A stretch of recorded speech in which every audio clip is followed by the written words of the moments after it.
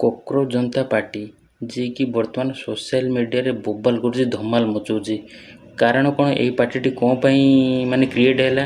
କାହିଁକିନା ଆମର ଯେଉଁ ସୁପ୍ରିମକୋର୍ଟ ଚିଫ୍ ଜଷ୍ଟିସ୍ ଯିଏକି ଆମର ବେରୋଜଗାର ଯୁବକମାନଙ୍କୁ କୋକ୍ରୋଚ୍ ବୋଲି କହିଥିଲେ, ତ ସେଇଥିପାଇଁ ଅଭିଜିତ ନାମକ ମାନେ ଜଣେ ଭାରତୀୟ ପିଲା ଯିଏକି ଆମେରିକାରେ ରହି ପାଠ ପଢ଼ୁଛନ୍ତି, ତ ସେ କ'ଣ କଲେ, ଏକ୍ସରେ ଗୋଟେ ଗୁଗୁଲରେ ଫର୍ମ ପକାଇଥିଲେ ଯେ କହିଥିଲେ କୋକ୍ରୋଚ୍ ଜନତା ପାର୍ଟିକୁ ଜଏନ୍ କର ବୋଲି।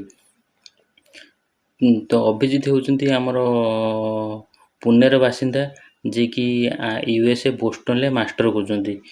ତ ସେ କୋକ୍ରୋଚ୍ ଜନତା ପାର୍ଟିର ଜଏନ୍ କରିବାର ମାନେ ଇଲିଜିବିଲିଟି କ୍ରାଇଟେରିଆ ମାନେ ଯେଉଁଟାକି ରଖିଛନ୍ତି, ସେ ହେଉଛନ୍ତି ମାନେ ଯେଉଁମାନେ ବେକାରୀ ଯୁବକ, ଯେଉଁମାନେ ଅଳସୁଆ ଯୁବକ, ସେମାନେ ହିଁ ଜଏନ୍ କରିବେ, ଯେଉଁମାନେ ନିଜ ସ୍ୱର ମାନେ ଅନ୍ୟ ପାଖକୁ ପହଞ୍ଚାଇ ପାରିବେ। ଆଉ ସବୁଠୁ ବଡ଼ କଥା ହେଉଛି ମାନେ ସଡନ୍ ଏହି ପାର୍ଟି ମାନେ ଏଇ ଗୋଟେ ସୋସିଆଲ ମିଡ଼ିଆ ଆକାଉଣ୍ଟକୁ ବର୍ତ୍ତମାନ ଏତେ ପରିମାଣରେ ଯୁବକ କ'ଣ ପାଇଁ ଆକର୍ଷିତ ହେଉଛନ୍ତି, ମାନେ ମାତ୍ର 5 ଦିନରେ 2 କରୋଡ଼ ପ୍ଲସ୍ ଫଲୋଅର୍ ହେଇଗଲେଣି। ଯେଉଁଟାକି ସିଏ ଯେଉଁ ଅଭିଜିତ କହିଥିଲେ, ବର୍ତ୍ତମାନ ସମ୍ବିଧାନକୁ କହିଥିଲେ ଯେ କୋକ୍ରୋଚ୍ ଜନତା ପାର୍ଟି ଜଏନ୍ କର ଆଉ ବିଜେପିକୁ ଅନଫଲୋ କର। ଯେଉଁଟାକି ବିଜେପିର 8+ ମାନେ ମିଲିୟନ୍ ସବସ୍କ୍ରାଇବର ଥିଲାବେଳେ ମାତ୍ର 5 ଦିନରେ 2 କରୋଡ଼ ପ୍ଲସ୍ ସବସ୍କ୍ରାଇବର ହେଇସାରିଛନ୍ତି କୋକ୍ରୋଚ୍ ଜନତା ପାର୍ଟିର। ତ କୋକ୍ରୋଚ୍ ଜନତା ପାର୍ଟି ଯାହା ବି କହୁଛି ମାନେ ସେଇଟା ଆମେ ମାନେ ଫିଲ୍ କରୁଛନ୍ତି ଯେ ହଁ ଏସବୁ ମାନେ ଆମ ସହିତ ହେଇଥିଲା, ଏବେ ବି ହେଉଛି। କୋକ୍ରୋଚ୍ ଜନତା ପାର୍ଟି ଯାହା ବି ଯେଉଁ କୌଣସି ମ୍ୟାଟରକୁ ନେଇ ବିରୋଧ କରୁଛି ସମ୍ବିଧାନ ଆଗରେ, ଆମମାନଙ୍କ ସହିତ ସେଇଟା ବି ଘଟି ଯାଇଛି ଆଉ ଏବେ ବି ଘଟୁଛି।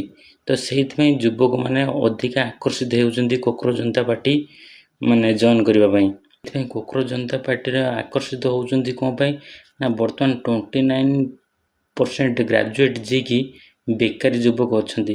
ଆଉ ବର୍ତ୍ତମାନ ଆମର ନିଟ୍ର ଯେଉଁ ପେପର ଲିକ୍ ହେଇଥିଲା, ତ ସେଇ ରାଗଟା ବି ଅଛି। ଆଉ ସବୁଠୁ ବଡ଼ କଥା ହେଉଛି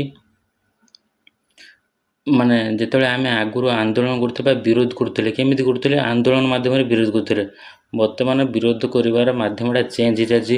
ବର୍ତ୍ତମାନ ଯୁବକମାନେ ସୋସିଆଲ ମିଡ଼ିଆରେ ଘରେ ବସି ଗୋଟେ ପୋଷ୍ଟ କରିଦେଲେ, ଯେଉଁଟାକି 1 ମିନିଟ୍ ଭିତରେ ଲକ୍ଷ ଲକ୍ଷ ଲୋକଙ୍କ ପାଖକୁ ପହଞ୍ଚି ପାରୁଛି।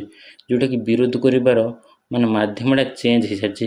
ଆଉ ଗୋଟେ ସବୁଠୁ ବଡ଼ କଥା ଯୁବକମାନେ ଉଠାଉଛନ୍ତି ଯେ ଆମ ସମ୍ବିଧାନ ପାଖରେ ଯେ ଯୁବକମାନଙ୍କୁ ଯଦି ତୁମେମାନେ କୋକ୍ରୋଚ୍ କହୁଛ, ତ କୋକ୍ରୋଚ୍ ହେଉଛି ଗୋଟେ ଏମିତି ପ୍ରାଣୀ ଯିଏକି ଯେତେ ବଡ଼ ତୋଫାନ ଆସିଲେ ବି ସେ ନିଜକୁ ବଞ୍ଚିବାରେ ସଫଳ ହେଇଥାଏ। ଗୋଟିଏ ପ୍ରାଣୀ ସେ ହେଉଛି କୋକ୍ରୋଚ୍। ତ ସମ୍ବିଧାନ ଆଗରେ ଯୁବକମାନେ ଗୋଟେ କ୍ୱେଶ୍ଚିନ୍ କରୁଛନ୍ତି, କୋକ୍ରୋଚ୍ ମାନେ କାହାକୁ କହୁଛନ୍ତି?